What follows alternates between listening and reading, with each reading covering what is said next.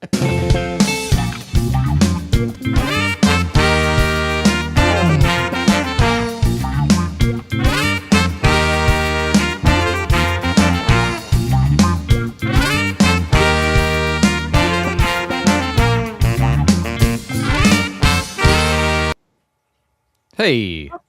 Oh. Thanks for finding the Geek Spot, everybody. If you're joining us live, if you're on the YouTubes, the Facebooks, catching back up, taking a break from the Flyers. No, they haven't started yet. No break. Don't they start at 7? Yeah, they start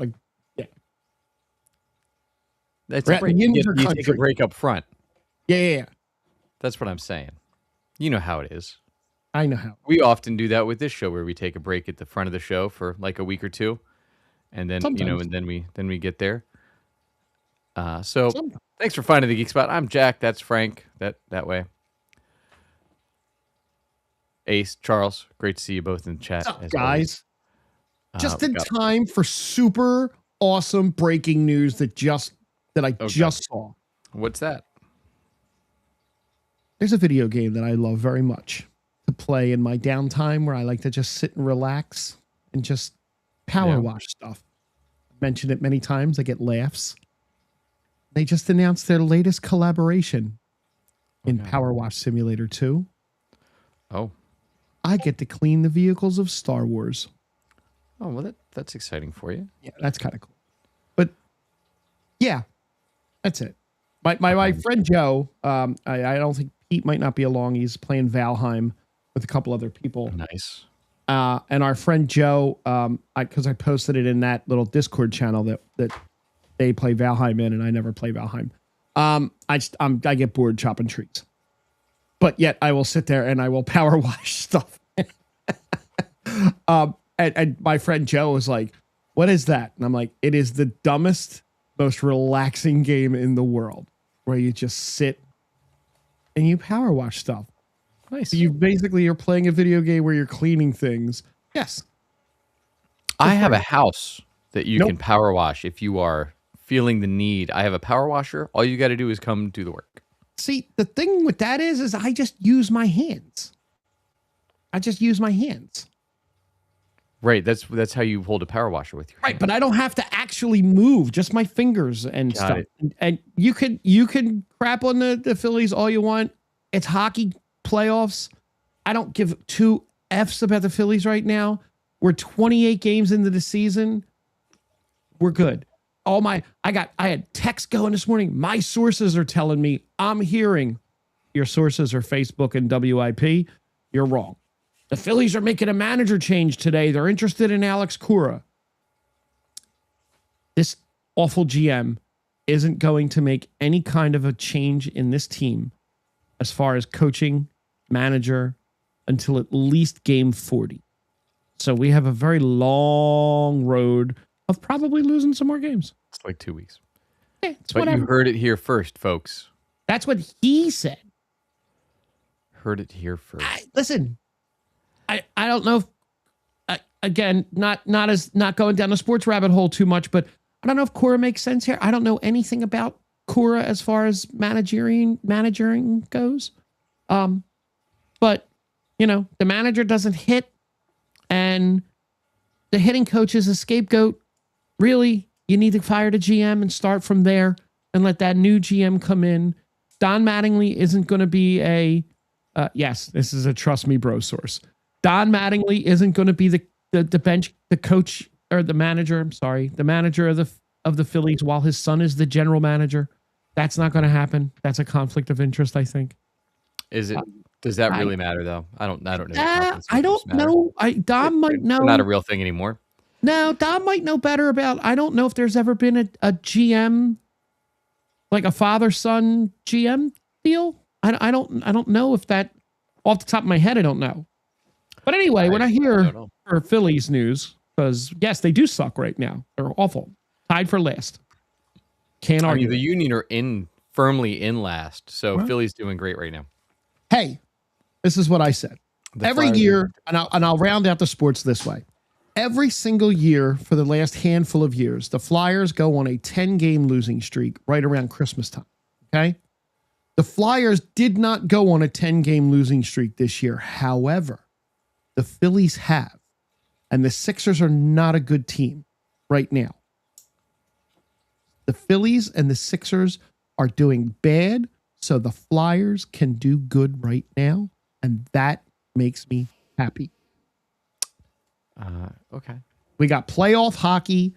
We got game 5. Yep. Flyers lead the series 3-1. I picked them in 5. Game starts in a couple minutes. How you doing? I'm great. I'm great. Had some gigs over the weekend. Did some things, watched some stuff, all the usual, things that we do. I got some more gigs coming up this week, some new spots, some more northeast Philly. Trying to get as close to your house as I can, Frank. I see that you're literally so the place you were at Friday is way closer than La Scaglia is. Yeah. La Scaglia has amazing food. The pizza there is delicious. Good to know. But Yeah, both it's still really, fairly really close good. for you. It is Still close. fairly It's close. right around the corner from where I work, right on the boulevard. Seeing what I can do. And anybody else in the area, feel free to stop out. Yeah, man. Hit I'll up Jack see what Music. happens. I was sick this weekend. I had a bad weekend. I was sick Friday, and then I woke up Saturday, and then I was just like, I slept almost all day and night Saturday. Kind of was in and out on the Flyers game. I turned my phone upside down and didn't look at it until sometime Sunday. But you did find some time to watch some stuff, so we'll get to that soon. I did watch a few things. I did. Very nice. So we'll get to all that stuff in the very near future, because last episode we were running out of our fancy studio here to go see the next episode of Daredevil, and then there's been plenty of stuff since then. So we'll hit all that up. We got some finale Invincible talk that I'll do in a bit, because Frank, you're 3 seasons behind. I'm good on that. And I don't remember anything you ever told me about Strange New World, so you won't remember the Invincible when you end up watching at the end of season 9 of the show. I didn't remember any of the Stranger Things that you mentioned when I started watching that. Exactly. In-depth listening and talking we do here. But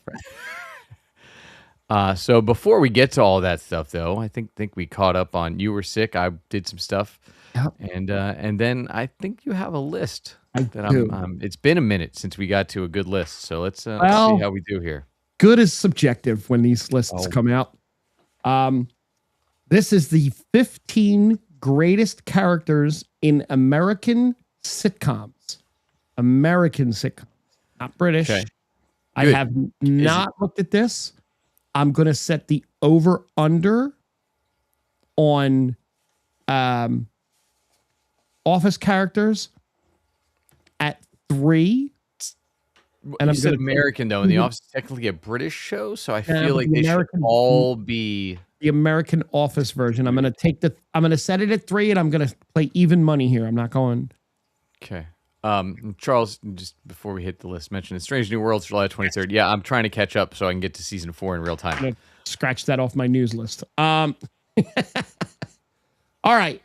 Coming in here at 50. So they didn't number these, so I'm just going to say them as they're here. The first one here we have is Woody Boyd from Cheers. We're going way back. Oh, I don't know if he'd be in my top 5 Cheers characters. I really enjoyed Woody. I think that was like Woody Harrelson's like first major role, right? Like first mainstream role, maybe. Yeah, but I mean, from that show, Frasier's better. Norm's better. I don't talk about Woody. I still talk about, and Cliff Clavin is just, oh my God. Yeah. He might crack the top 5. Coach was great. Yeah, I mean, Woody was not in my top like Okay, 5 that's Cheers fair. characters. So we'll see. This list can only go up. This is actually Harrelson's first major on-screen credit. So there you go. All right. Coming in next. Ooh, this is a weird one. I guess we're going to stay with the old characters. Hawkeye Pierce. That's fair. Yeah, I mean, definitely a great sitcom character. Was MASH a sitcom, though? Weirdly enough, yes. Okay. I mean, it hits the criteria. There was no 30-minute dramas until fairly recently. That's okay. And even the 30-minute dramas now still carry quite a bit of comedy with them, such as would you say Shrinking is a drama or a comedy or a Um, sitcom? Would you call it a sitcom? I guess I would not call it a sitcom. I would call it a dramedy. But it's a sitcom length. It is like Scrubs is a sitcom, but I don't know. It's shrinking. That's a good question. But since we're staying with the older characters, we're going to just stay way back apparently on this list. A little bit of a controversial, but absolutely one of the greatest. Did it say greatest? Okay, it didn't say funniest. It says greatest. So Okay. so yes, Hawkeye Pierce, definitely one of the greatest sitcom characters. Archie Bunker, Oh yeah, absolutely. we've talked 100%. about him numerous times. Yes. As, Okay. as holding up a mirror to ourselves. Yep. Was a brilliant character. Yep. That was from All in the Family for those that don't remember. Next, we have Moira Rose from Schitt's Creek, a show that is on my absolutely have to watch, but have not gotten there yet because Yeah. I've seen all the memes, all the GIFs. Yeah, my wife watched it. I did not. But maybe Moira that'll be Rose. next time that I need something like a quick burner show Yep. to watch on the side. Played by the late Catherine O'Hara, apparently is just amazing and a really funny show.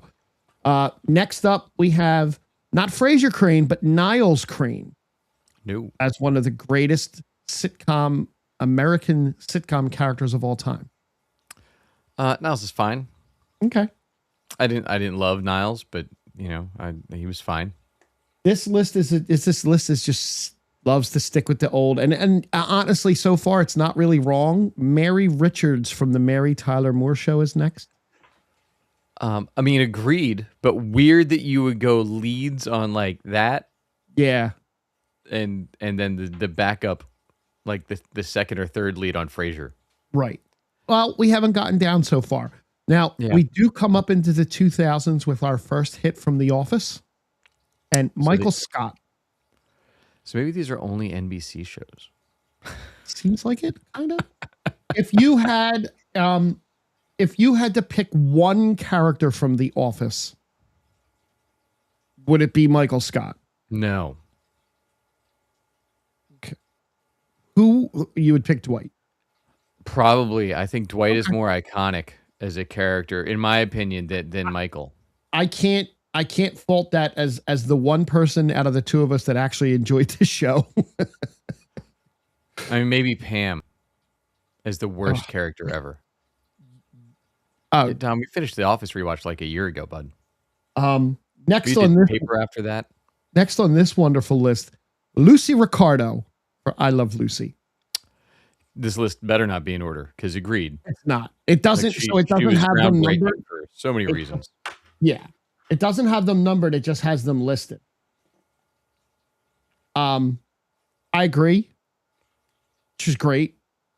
And Yeah, the vitamin Vegemin routines and the chocolate, chocolate. the chocolate, like forever. Like, yeah, I think I saw that live. I don't know about that, but okay. When it first aired, I'm that old. Next up, we have the first entry. We should have said the over-under for this cast. The ensemble cast Friends. Can you guess the character that they picked as the greatest for this? Given what we've had so far, it is probably Phoebe Buffay. It is not. Oh. It is actually the late Matthew Perry playing Chandler Bing. Oh. I mean, Now, would you? to be fair, he's the only character that really grew. It is, yes. Well, Joey got dumber, kind of like Kevin from The Office. Like started out really like smart, and then as the show progressed, Kevin got dumber and dumber and dumber. Joey got dumber. Yeah, but yeah, Okay. I think Hey, T. Chandler is the only one that actually grew. See, there's no other sports on other than Flyers hockey, so all our crew's here tonight. Chandler's the only one that really. I mean, he matured. He became like a voice of reason towards the end, more so. Was he the best character on that show? Because I think he was developed the most. Okay. I think Phoebe is the most iconic character from that show. fair. But this was greatest, not most iconic. Oh, Pittsburgh won nothing. Yeah. Boo. And we have Jamie Buckman from Mad About You, Helen Hunt. Oh, it's a weird pool. This It is is. definitely only like NBC shows. It seems like it so far. Really weird. But okay. Look, she was great. It was a great show. I wouldn't put it in the top 15 of the 90s even. I don't think but, I watched it. I don't think I watched it all.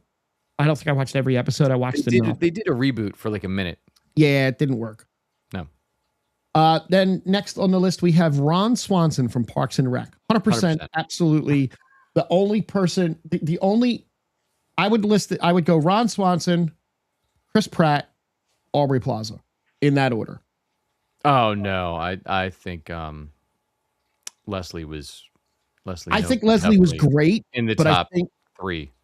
Once they let kind of Chris Pratt off his leash, it went. He was just so off the wall funny, and he wasn't a big movie star at first. No.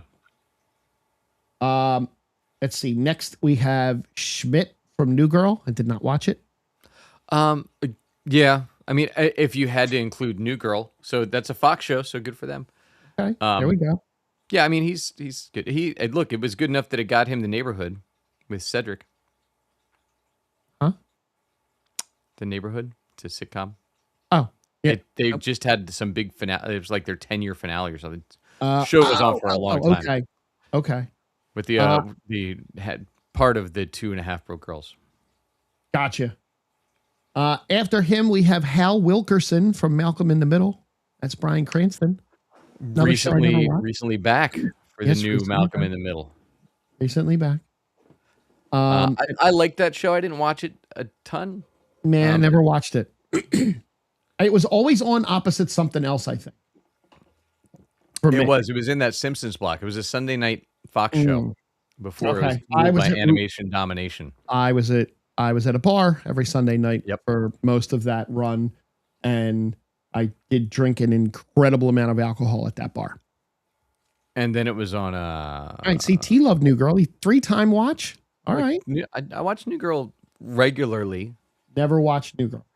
After him, we get a more recent show. Ava Coleman from Abbott Elementary. That's the Philly show, right? Yeah. Which one's Ava Coleman though? What actress plays her? I don't. Is that the principal? I think so. I know, but is the actress name there? T, confirm. Is that the principal? I don't watch the show, so I'm not familiar with the cast. Ava Coleman, who's actually a writer on this show as well. Oh, okay. There you go. Yep, the principal. You were right. Oh, yeah. Okay. I don't love that character, but you know, I also keep trying to get into Abbott Elementary and I can't do it. She is the Michael Scott of Abbott Elementary, where she just does dumb stuff to try and like beat out people that she doesn't have any reason to have beef with. Okay. So now maybe I'll try that. Yeah. Look, the show's well done. It's just, I try once in a while to get into it and I can't. And last but not least on this list, not ranked in any order, Phil Dunphy from Modern Family. 100%. Yeah, agreed. Okay. I mean, I watched maybe the first half of the first season. I never really got into Modern Family. Out of every brilliant character on that show, because they are all incredibly well written. Yeah. I would put Phil at the top. Okay. But I don't know that I can ever take Ty Burrell seriously as anything else. Like when they tried to make him Doc Savage, I was like, no, stop. If you remember the Incredible Hulk movie. Wait, is that the one with Edward Norton? Yes. I didn't see it. Really? Yeah. Then you're not going to understand Brave New World or I didn't understand any of it. No, I didn't understand any of it. I mean, all of Brave New World was just references to the Incredible Hulk movie that nobody watched. Modern Family is on an actual like real mental list behind Schitt's Creek. I think Schitt's Creek's a shorter watch because there's less. I think Modern Family went for a while, right? 22 episodes a season for like 10 years. Yeah. Yeah. Yeah. I As mean, Modern Family. Yeah, it's Modern so good. Modern Family will get a watch because I really like a lot of the cast. Big Julie Bowen fan. Love Happy Ed Gilmore. O'Neill. Love Sofia Vergara, and But you've never seen her in Modern Family, so you don't really know Sophia. I've seen clips. Mm. I've seen clips. So I saw the clip of them walking around Disneyland and her with the shoes and yeah. And that's it for the list. It wasn't a bad list. That was a decent list. It was a list. Yeah, it was a list. I'm gonna zip through the newsy things pretty quick. CCXX is going on now, so I don't have a lot from that, or really I don't have anything from that. It's going till Sunday. I don't even know what that is. That's the thing in Mexico. That's the big film thing in Mexico right now. Oh, anything they were going to announce, they announced at CinemaCon.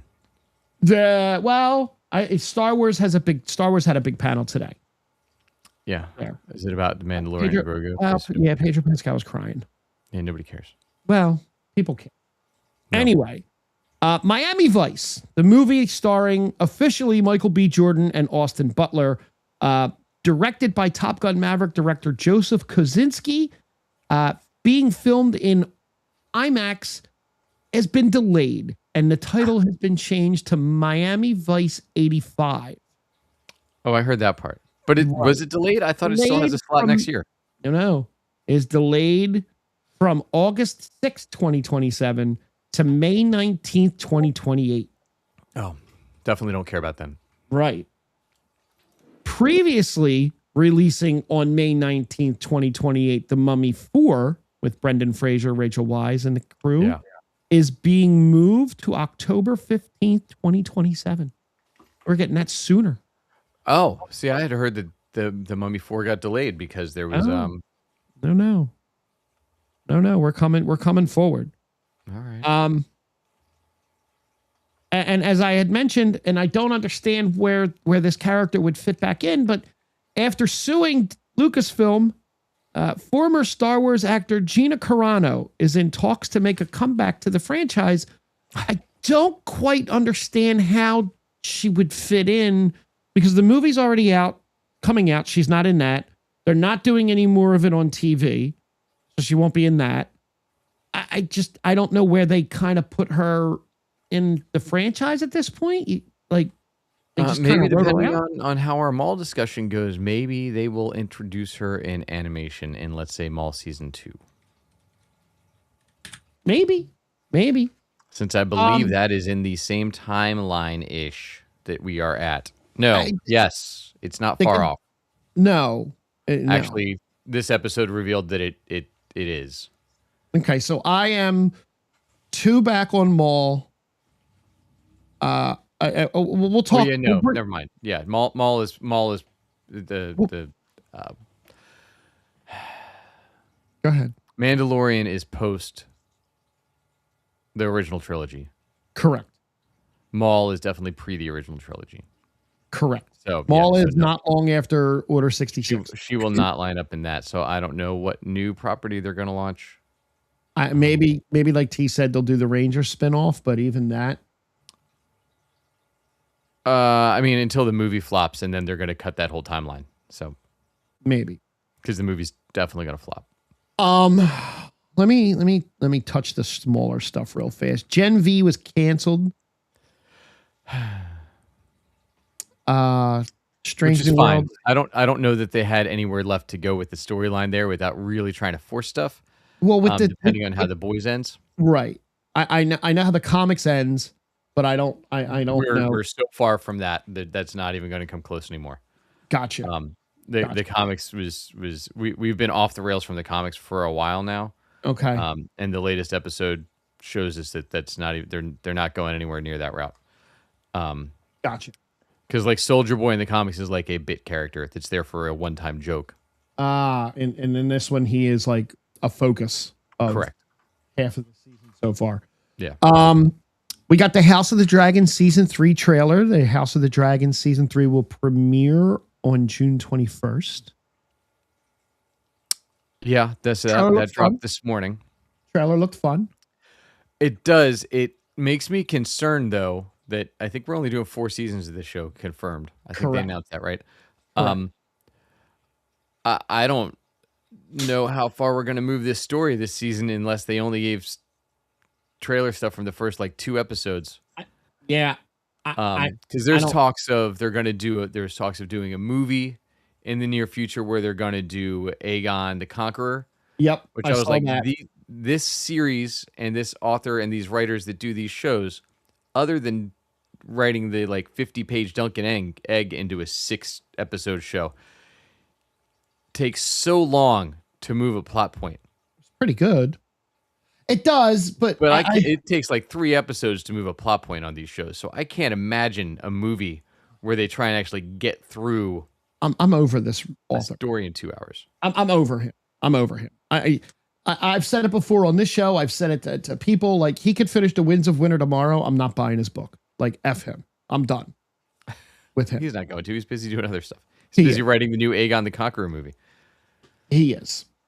We have the Big Bang Theory spinoff that I know you're very excited for. Stewart Fails to Save the Universe premieres this July on HBO. This is going to this has I'll try the first episode and then stop watching it. This has the geologist, Stewart's girlfriend, and Kripke all bouncing around through multiverses with an invention that Leonard and Sheldon have made and that they screwed up somehow. So you probably get a cameo to start. No, they have not. Well, let me backtrack that. Jim Parsons and Johnny Galecki have not commented whatsoever. So maybe Kaylee Cuoco and Raj. I don't know his full name. Both said they were open to doing cameos if asked. I'll watch an episode to see how it is, but I don't have like that. That isn't high on my list, and I love The Big Bang Theory. I have very low expectations for that show. Same. Big same. And then I'm gonna read this block of text here about Clayface. I almost called him Scarface. And then I'm gonna get your thoughts on this. In a response, write down your thoughts on the trailer? Huh? Did you watch the trailer? I did. Okay. In a response on Threads, as a user asked James Gunn, is Clayface set before Superman or after? As the DC Studios co-CEO confirmed that the 2026 installment takes place prior to the events of 2025 Superman, saying it's the first DCU film out of chronological order. Since Clayface is the origin story of how Matt becomes the iconic shapeshifter, he will not have faced the Dark Knight, who will not show up in the solo film this fall. However, the plot is set in Gotham City, meaning the Caped Crusader could, at the very least, be referenced or alluded to, just without the character himself actually being there. So we get Clayface is now set before the Superman movie, but there's no saying if he is the Clayface that was in Creature Commandos, which is also canon to the DCU, according to James Gunn. I hadn't seen that about Clayface yet, but I want to know your thoughts on the trailer first, because it looks like it is nothing you would ever want to watch. It is absolutely nothing I'm going to watch. Probably it doesn't look. It looks like a horror version of the Joker off first watch. I might give it a try, but it's spooky and scares me. No, horror isn't my thing, and I know they're going for like a very horror vibe with this movie. It's gonna flop so bad. That's why I'm like, why would you tell people, hey, no Batman, let's do exactly what T said in the chat? Have we learned nothing from Morbius and Madame Web? Like, Clayface is like just a Clayface origin story. Like, what do you do? Are they going to make him an anti-hero? Because no, I'm out. I don't even want to watch it then. I don't know. Do you do a movie about just a villain? There's no heroes starring in it. There's no good guy listed. Well, they did Penguin was a movie, was a TV show about a villain. It's different. TV show, and they tried to make Oswald multiple times into a Yeah, they product of his environment that was, um, that he was not his fault, that he was crafted that way by the crime families and this, that, and the other thing. and Um, but yeah, it's going to be Matt Hagen. the people did People love did that. love the Joker, but the Joker was basically what was the movie? It was just a Scorsese film with makeup on one guy. And the horror genre right now has had a remarkable resurgence. People love horror. Yeah, but they don't make any money. Yeah. True. That's the difference, right? Like they don't those horror movies don't make any money. They just have low budgets and they do their thing. Yeah, we are up to in the comics now. We are up to 8 characters named Clayface. Over the course of Okay. history.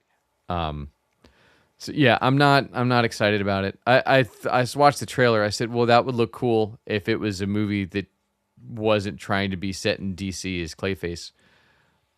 Because there's expectations that come with Clayface. It's like doing a Lex Luthor movie and then being like, there's no Superman. Yeah. Okay. Well, then why am I going to go watch it? Look, they did have Bruce Wayne in the Joker movie. They did. And the Waynes played a major part in it, and that tied in. So, like, are we going to get a bunch of stuff tied to the mythos of the Waynes in Clayface, where he'll be in Gotham? What if it's Absolute Clayface TS? Did we get Clayface in Absolute yet? I don't know. remember seeing Clayface. I don't know. So Absolute is the new, which is an amazing run. Gotcha. Marvel has been doing the Ultimates for about 25 years. Where they introduced a new universe that was kind of an alternate universe. They brought it back all together with Reed Richards' bad bad version from that world, in causing stuff all across and causing the last Secret Wars. DC has recently had a new universe called the Absolute Universe introduced, where they've done Wonder Woman in probably the best format she's ever been written. The comic is so freaking good; it's unreal. Cool. There's Absolute Batman, which is a complete retelling of the Batman mythos and all of the characters within it. Same thing with Absolute Superman. They did. Those were the first 3 they dropped. Their Trinity. They've done an Absolute Martian Manhunter, an Absolute Flash, an Absolute. There's one other one, Green Lantern. I think that's all they've done so far. But they're all in the same universe. They're not super interconnected. We just recently got a Wonder Woman Batman crossover, and it was pretty cool.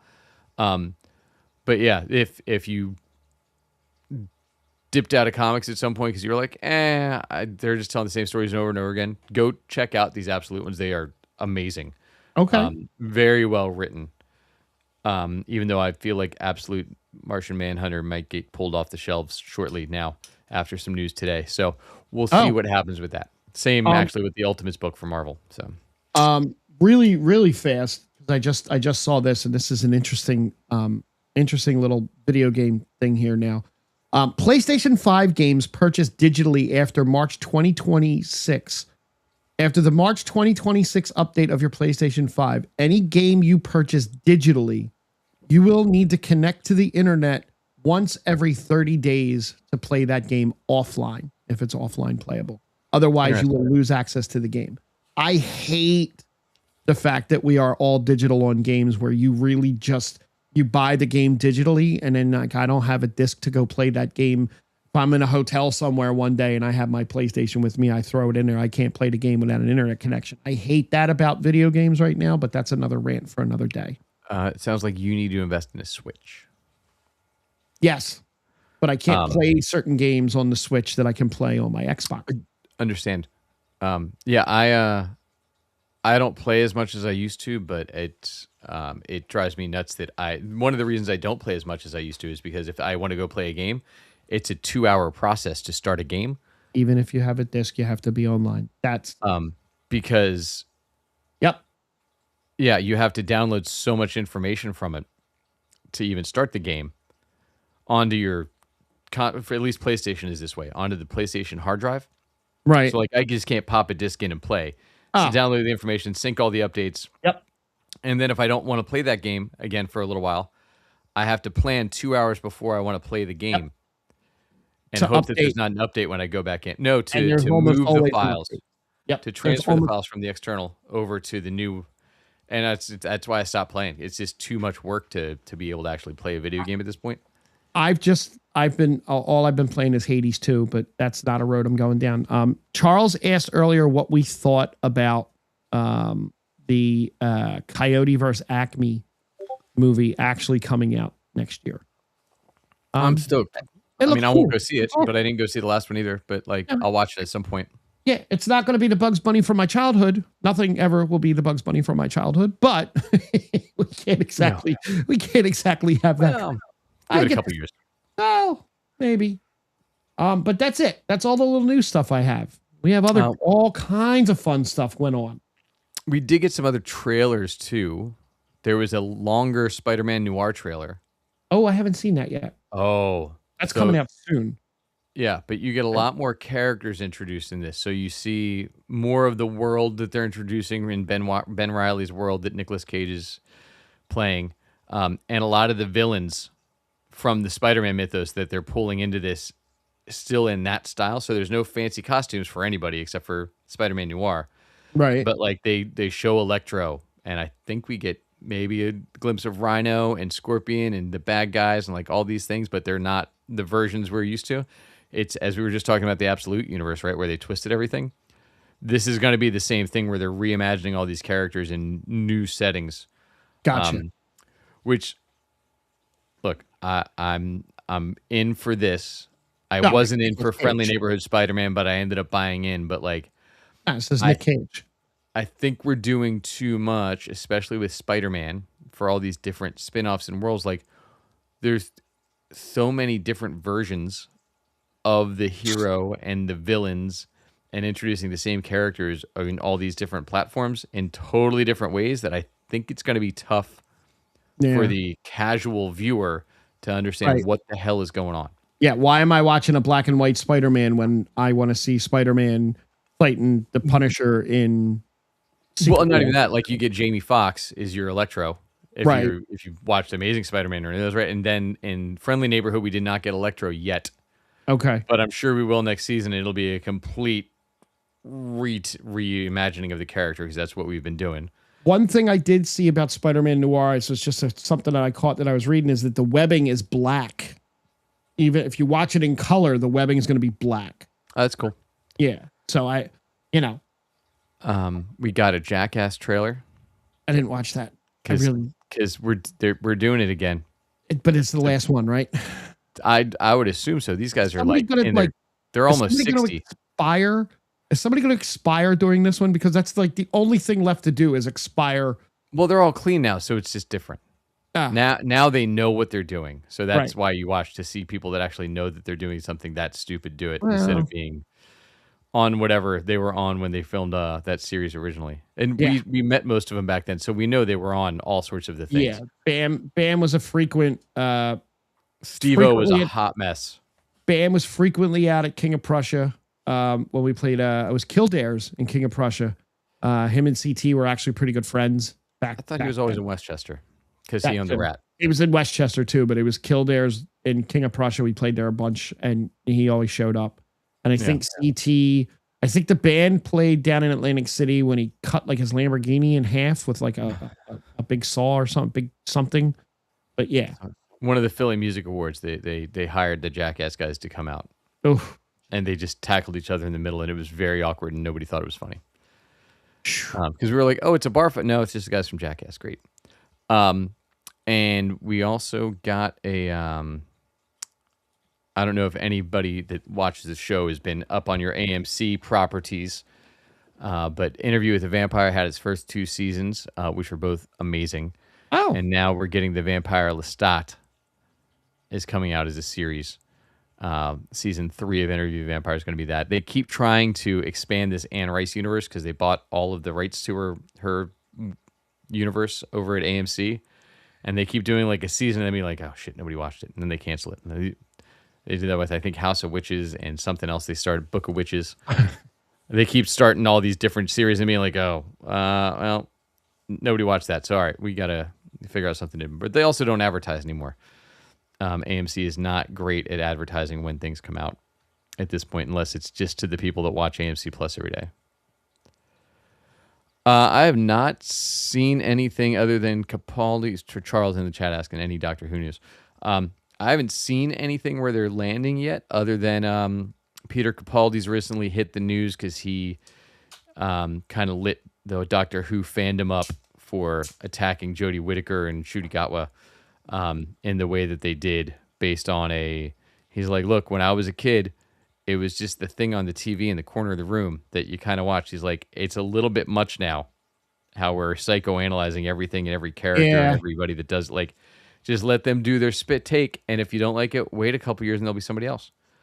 And that's exactly what happened, right? We're going to get somebody else again. We'll get Rose maybe for an episode, maybe not. I think we're back to a Christmas episode this year somewhere on BBC, I believe. But not on Disney anymore. They are done with Disney, but BBC is committed to keeping the franchise going. They don't know where it's going to land outside of Britain yet. And we don't know who the new Doctor Who is yet. Well, we don't not. We know who, at least the next time it pops up, it's going to be, seems to be Rose. Okay. From the first run of this modern era with Christopher Eccleston. But I don't know where we'll end up after that. But yeah, I've not seen anything else yet regarding where Doctor Who ended up. Okay. And I think that's all the couple little things we watched some shows. You watched some shows. I did watch some shows. You watched more shows than I did. I've been building the Lego Upside Down that came the other day.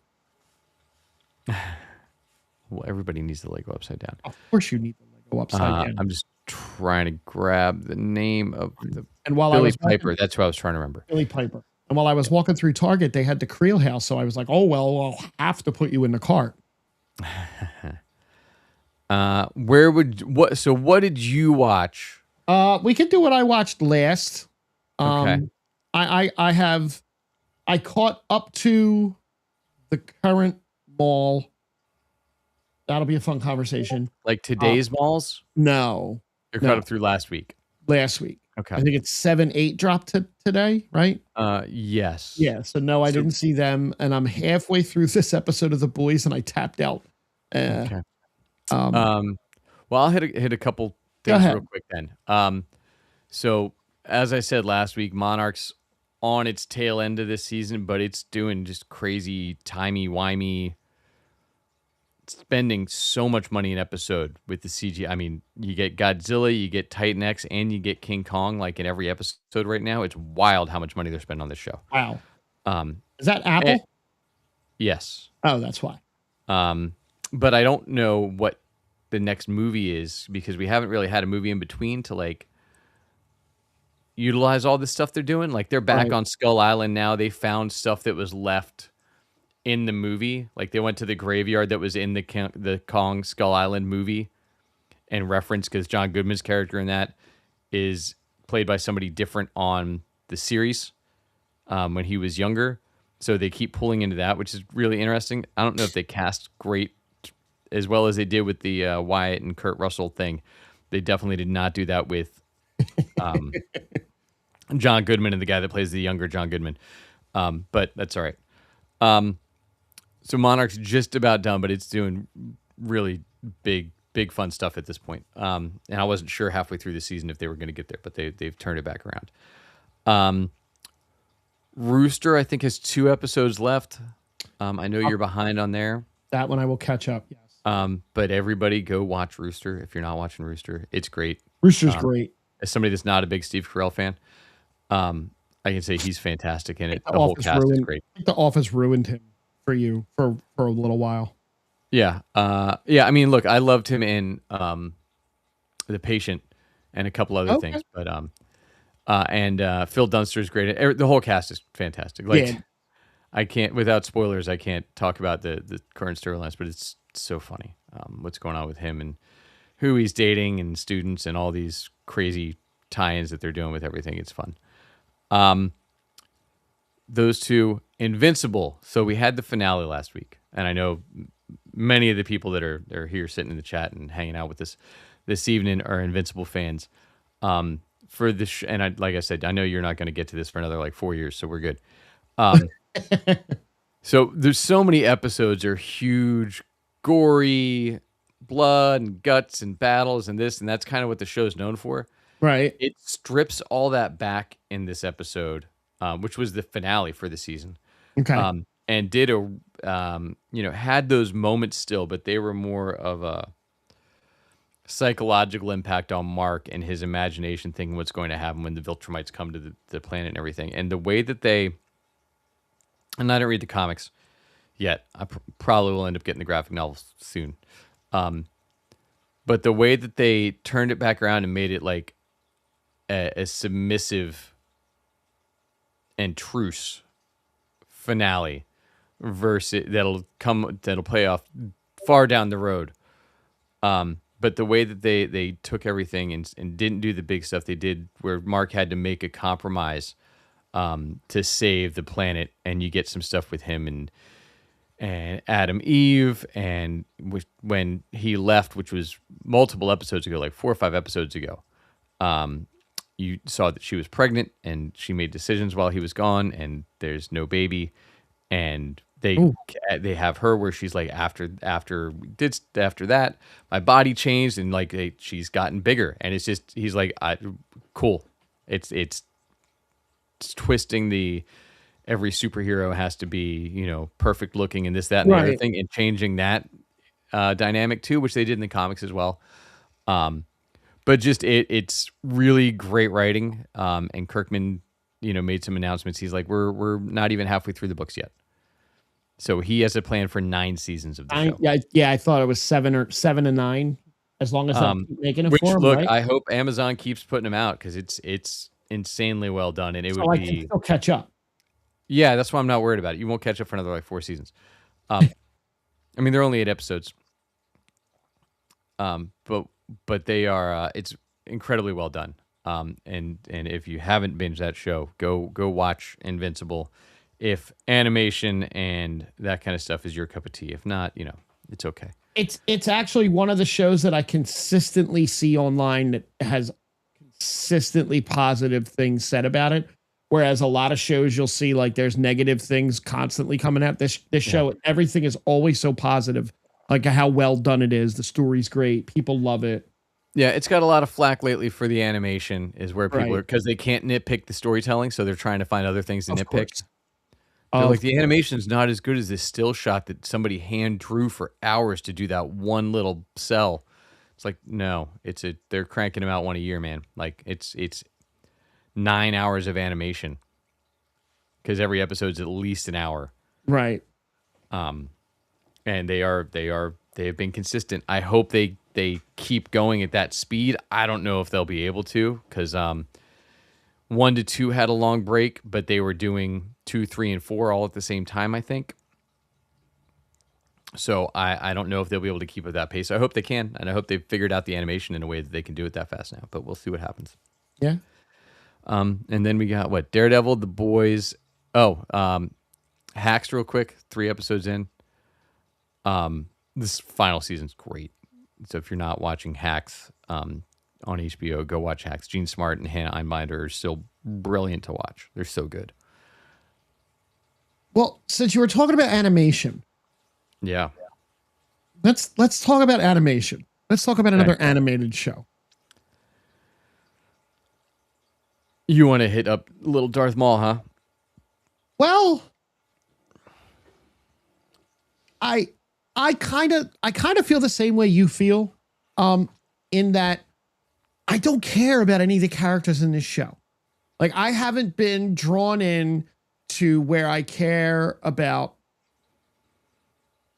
the Jedi that's in the show, the Padawan, really. Mm-hmm. I care about Maul only because I know the character, but I feel like they're shoehorning to get to Solo. Mm, I feel like they're forcing everything to get, not only just to get to Solo, and this is just again my guess, and I haven't seen anything and I haven't read anything. I feel like they're trying to bring us to Darth Vader versus Maul at some point. That's the big fight you want to see, right? Those are the two most powerful. Well, he's not a Sith anymore, but that's the payoff. I suppose. I get. Look, the animation's great. The lightsaber fights are great. Like you said that to me earlier. The lightsaber fights are great, but I'm not invested in the story. I don't care about the cop. I don't care about the cop's kid. And there's like talks about like, why isn't this guy in everything Star Wars? I'm like, oh my God, he's just. I mean, it's not a bad character, but I just don't. I don't feel any attachment to this character. No, I don't. I don't need my Star Wars universe expanded in the timelines that I already know again. Like, tell me the next story. Right. I don't need the story that fills in the gaps between Rebels and Solo. Like, what are we doing? Yeah. And it's not even Rebels. Is it Rebels and Solos? I feel like it's in that time, right? Yes. It's depending on what season of Rebels you're in. This is the timeline between. And we're still, and I did look, and I had issues with how many Jedis are still alive, but yeah, you do. But I looked up, right? So there was apparently about 10,000 Jedis. So even if we get to 100 Jedis, it means that Order 66 was like 99.9% effective. So the way the timeline works out, according to this, is the Clone Wars were between 22 and 19 BBY. Yep. Is battle before Yavin, right? Before the battle, Yavin. Yep. Maul is approximately 18 BBY. Solo is approximately 10 BBY, and Rebels is 5-1 BBY. So this is very much ahead of Rebels by a good 10 years almost. So, but you're right, 8 years before Solo, right after Revenge of the Sith, is where you're set. Right. Right. I don't. It's good show, but sure. It's not like. There's nothing that I'm like, oh my God, I can't wait to watch Maul, because I'm like, whatever. Exactly. I came home from work today, and normally before our show, I would love to sit down and watch it and and I could have finished it, and then I was just like, yeah, I'll watch it this week. There's other stuff. Look, and even the 2 episodes from today are good. Yeah. Ton of action. Like, it's been great action, and they're just trying to. I'm not invested in him, and I was never a huge Maul guy. I did. I really liked Maul, but it's it's kind of he was great in the one movie he was in 28 years ago. But I didn't like when they brought him back in Clone Wars. I didn't like when they kept him going in Rebels. I didn't like him being elevated to this huge bad guy throughout the whole. I'm like, all right, whatever. It's kind of like the way I'm starting to lean towards the Mandalorian movie, whereas I really enjoyed the series except for the last season. And I am really looking forward to seeing Star Wars on the big screen, but I'm not going into this expecting this isn't the start of another trilogy. This isn't the start of, it's not advancing the story. It is not advancing any story. It's a side quest. It's DLC for video game people. This is Star Wars DLC for Mandalorian and Grogu. I think you said it to me before. Maybe you said it, is they're going to split them up. Probably half the movie is going to be them split up trying to get back to each other. Maybe. That wasn't me, but that's an easy, normal trope. Somebody said that. There's going to be giant set pieces. There's going to be great action. There's going to be, it's going to be like a Saturday morning cartoon, Saturday morning like TV show that you sit down and you watch. I'm probably spending a stupid amount of money on popcorn buckets for this and There's He-Man. like 30 of them. Not that many. I'm not. I'll get the AT-AT. There are like 30 they're releasing, aren't there?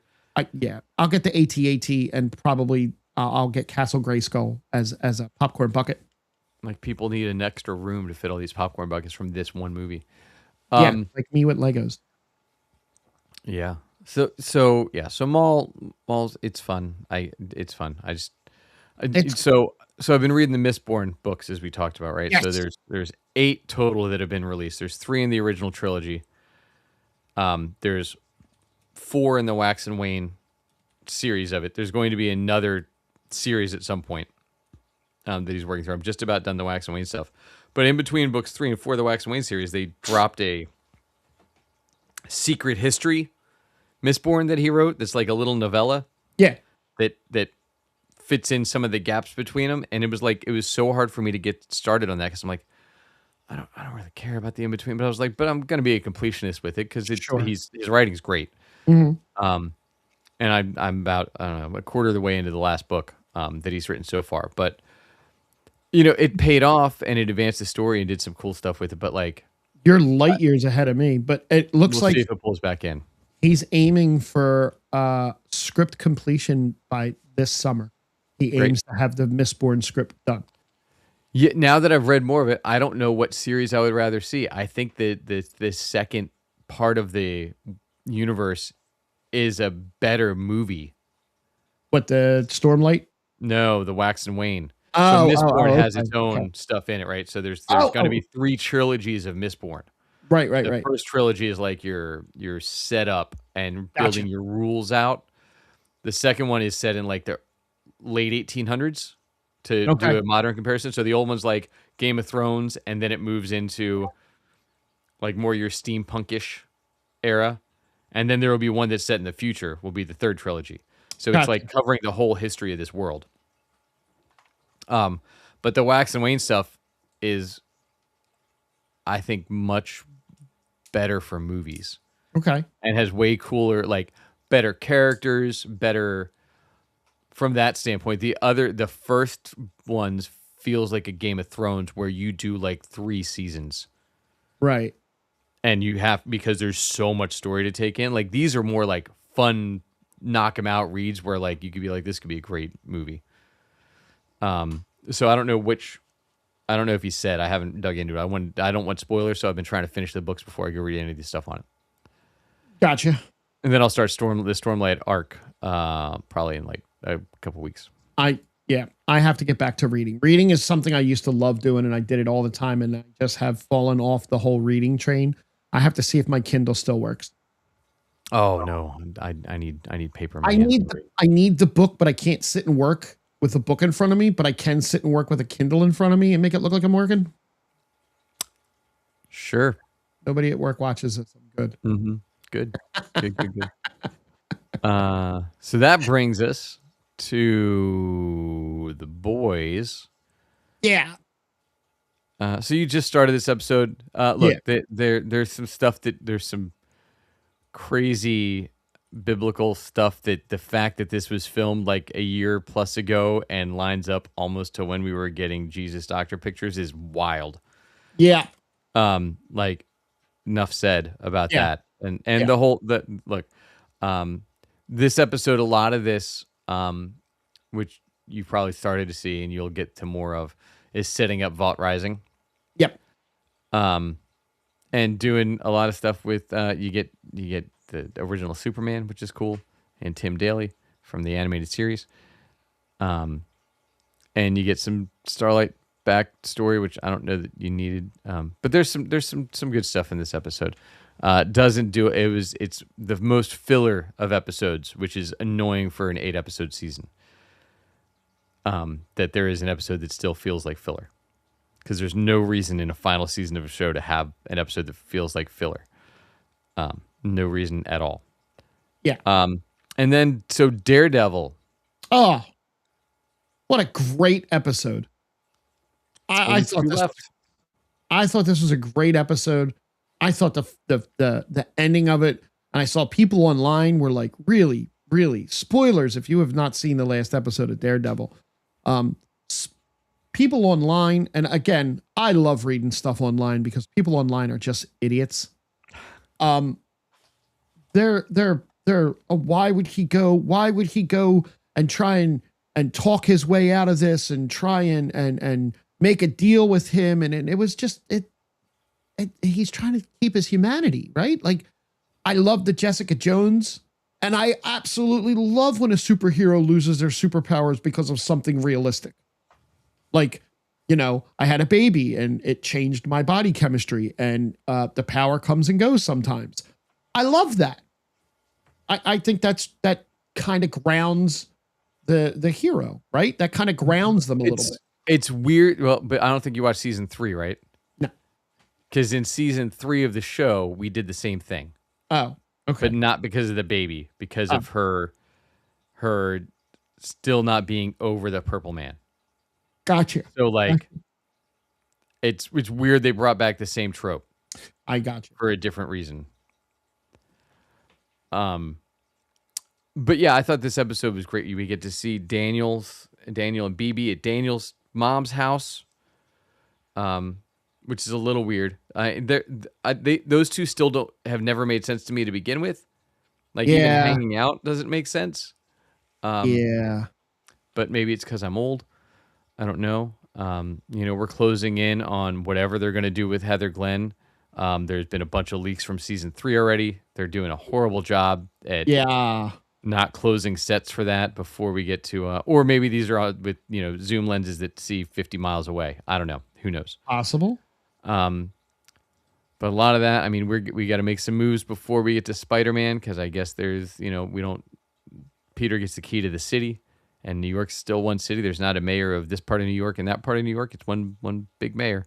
Yep. And I don't know where that falls in the timeline yet. They've said, but it's all, we're in comic book land, and in comic books, sometimes the comic book that got released in October was supposed to get released in March, and it is what it is, and it doesn't line up. Figure it out. And I think we'll continue to see a whole bunch of that with these shows. I still don't like that they keep trying to humanize Poindexter. It pisses me off. Yeah. He's getting his own show. Maybe. I won't watch that. Maybe. And then we'll see what happens. We're left with the big cliffhanger with it. Where's Daredevil end up from this? Did Fisk beat him? We don't know. But there's some cool clips, and one I think I recommended before. When you're done with this show and we'll go watch Daredevil, go check out their official podcast. There's some great tidbits they have in there. And I sent you, Frank, and I found it on Marvel Studios, posted it, of the two directors, like the director of the episode and one of the producers, Sarah, who she does. She created Miss Marvel. She's been on the TV stuff since Miss Marvel, since I went to Disney. Right. Because she was one of the main forces behind that Marvel Hero project I used to rave about. And they talk through that whole scene and like how the way it was shot, it wasn't originally shot with the riots going on outside. Oh. So, but then when they added that in, you saw the escalation inside impact the storyline outside. Okay. And as their fight intensified, the outside world intensified the same way with the riots.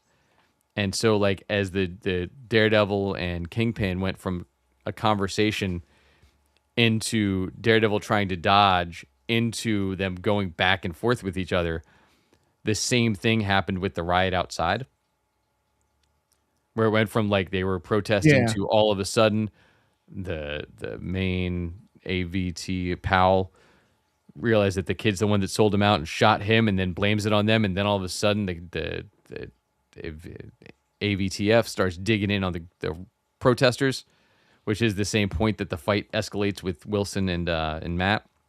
That's pretty badass. Yeah, it's really kind of neat watching how they ended up editing it together, because they didn't film it that way, but editing it together after they had all the footage and said, oh, we can do this. So pretty cool stuff. We'll see what happens to Karen.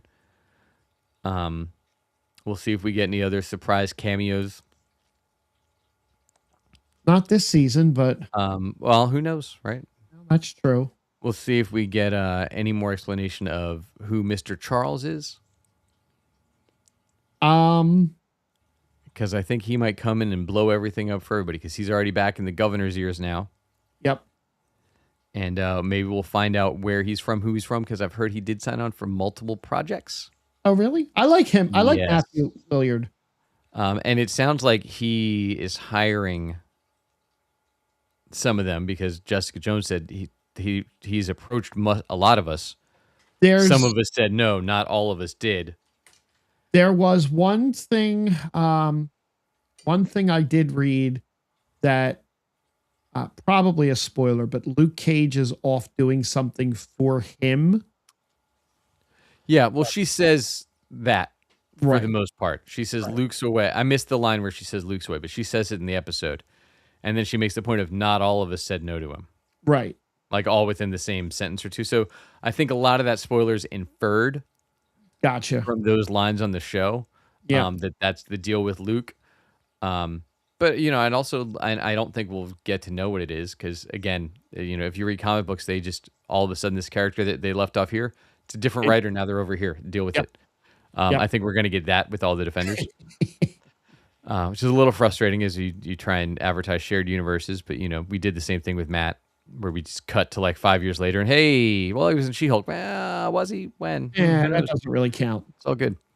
So anyway, I think that brings us up to date with all the news that we could spot this week. So thanks for finding the Geek Spot with us. Make sure you give us a like and subscribe and tell a friend. Yes, sir. You can catch me at jackkidmusic.com playing all over the Eastern PA and a little bit in Jersey. And you can catch Frank this week. Yes, sir. Tomorrow night on the Island of Relevancy It's the Wrestling Tuesday night show. On Wednesday night. I totally, we've been bouncing around days here that I don't even know what the hell day it is. That would be Wednesday night this week. If T were still listening, he would have had a heart attack. Like, wait, what? Yes, that would be Wednesday night at 7 p.m. Eastern on the YouTubes. On Island of Relevancy. Go check that out. And thank you all. We will see you all next time.